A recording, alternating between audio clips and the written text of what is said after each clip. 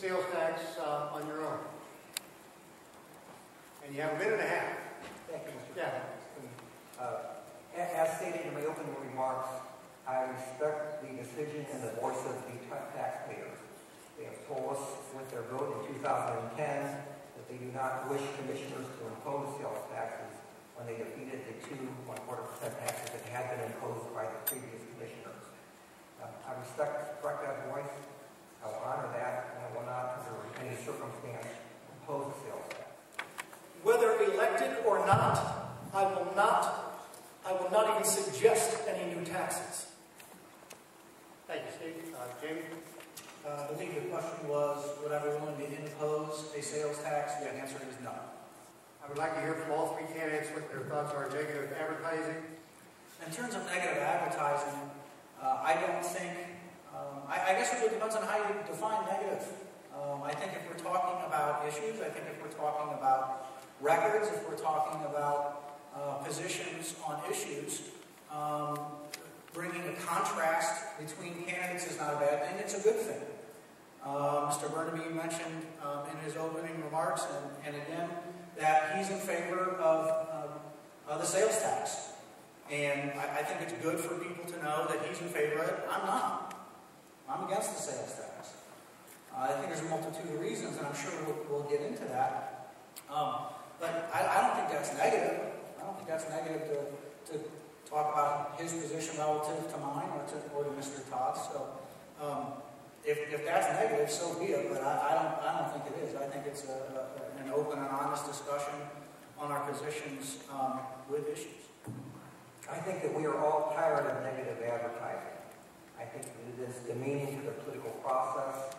I think it is insulting to the public. It creates less respect for our officials who ultimately win the election, and it further and further erodes the public trust in government overall. It simply gives all politicians, yours and our elected officials, a bad name. I think that the use of it also demonstrates the strength and character of a candidate. What is the character of a candidate who will say or do anything to win? Why is he substituting negative advertising or employing these statements rather than speaking to his own qualifications and positions? This is a circumstance in which voters need, where county government is in drastic circumstances financially.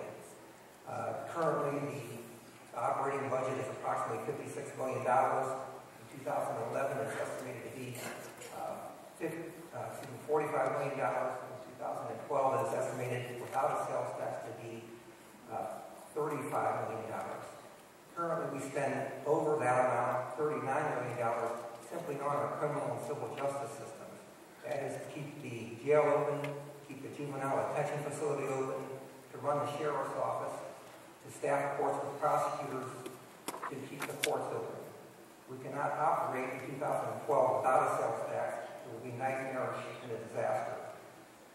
Again, as stated, we have seen already with the mere 16% cuts implemented this year, 41 deputies laid off, and 200 out of 500 beds closed.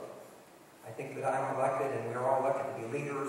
I don't think that Stark County can prosper, survive, or even be a safe place without imposition of that 1/4% tax, without the voter approval of that 1/4% tax.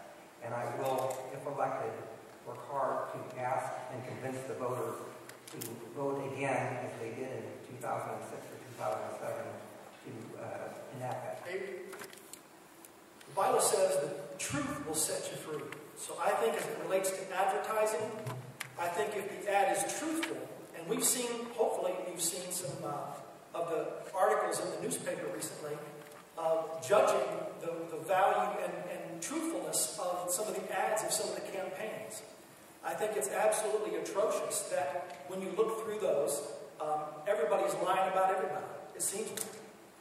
I think if you can, as Jamie said, point out some differences, I think that's important. The public needs to know the differences between the candidates. But when you get into ads that are either misleading, misrepresentative, or flat-out lies, then again, I think as Tom said, it shows the character of the individual.